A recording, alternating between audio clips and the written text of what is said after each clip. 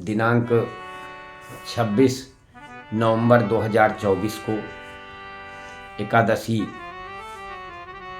का पावन व्रत होने के कारण उस दिन बहुत पवित्र और उसकी महिमा का वर्णन नहीं किया जा सकता, क्योंकि उस दिन उत्पन्ना एकादशी है। एक बार जो नारद जी ने पूछा था कि महादेव जी, महाद्वादशी एकादशी का उत्तम व्रत कैसे होता है, तो उन्होंने कहा था कि उसके व्रत से जो कुछ भी फल प्राप्त होता है उसे बताने की कृपा करो। तो महादेव जी ने कहा था कि ये हे ब्राह्मण, ये एकादशी महान पुण्य फल को देने वाली है। श्रेष्ठ मुनियों को भी इनका अनुष्ठान करना चाहिए। विशेष विशेष नक्षत्रों के योग के होने पर तिथि जया, विजया और जयंती तथा पापनाशिनी इन 4 नामों से विख्यात होती है। ये सभी पापों का नाश करने वाली हैं। इनका व्रत अवश्य करना चाहिए। जब शुक्ल पक्ष की एकादशी को पुनर्वस नक्षत्र हो तो उत्तम तिथि जया कहलाती है।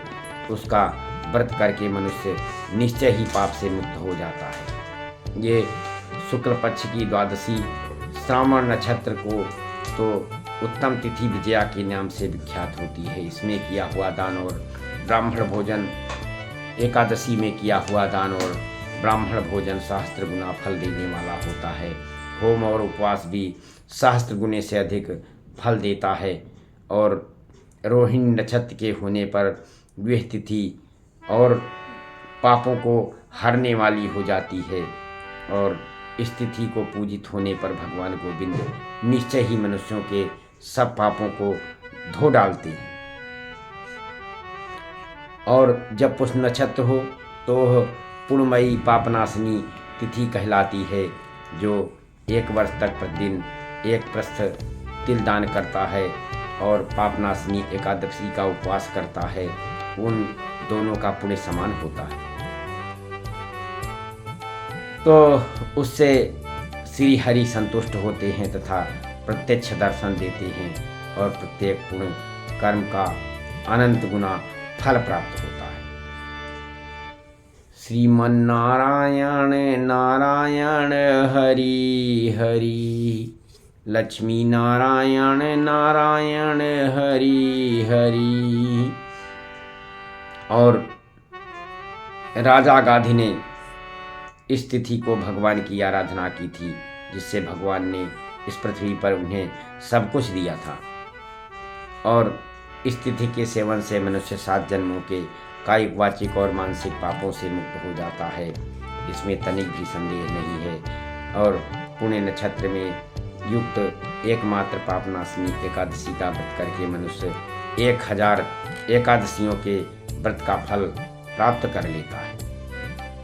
उस दिन स्नान, दान, जप, होम और अध्ययन करना, देव पूजा आदि से जो कुछ भी किया जाता है उसका अक्षय फल होता है।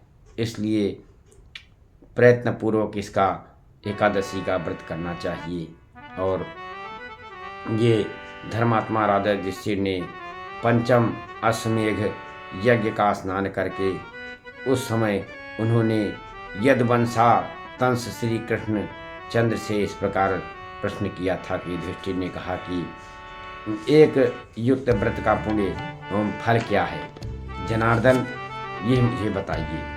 तब उन्होंने कहा था कि हेमंत ऋतु में जब परम कल्याणमय मार्गशीर्ष मास आए तब उसके कृष्ण पक्ष की द्वादशी तिथि को उपवास व्रत करना चाहिए। और इसकी विधि इस प्रकार, दृढ़तापूर्वक उत्तम व्रत का पालन करने वाला शुद्ध चित्त पुरुष सदैव सभी नियमों को ध्यान करके और व्रत के स्वरूप को जान करके उसके अनुसार रात्रि जागरण करता हुआ और उस व्रत का पालन करे। और गृहस्थ के लिए तो एक समय भोजन का विधान है और सन्यासी के लिए दूसरे दिन भोजन करने का विधान है। इस प्रकार से हे कुलदंदन, दशमी की रात व्यतीत होने पर एकादशी के प्रातःकाल का व्रत करने वाला पुरुष व्रत का नियम ग्रहण करे और सवेरे तथा मध्याह्न पवित्रता के लिए स्नान करे। वो नदी में स्नान करना सबसे उत्तम माना गया है। इसलिए तुम स्नान करके और व्रत करके इस पुण्य का संचय करो। सीता नाम राम राम, भज मन नारायण नारायण, हरि हरि।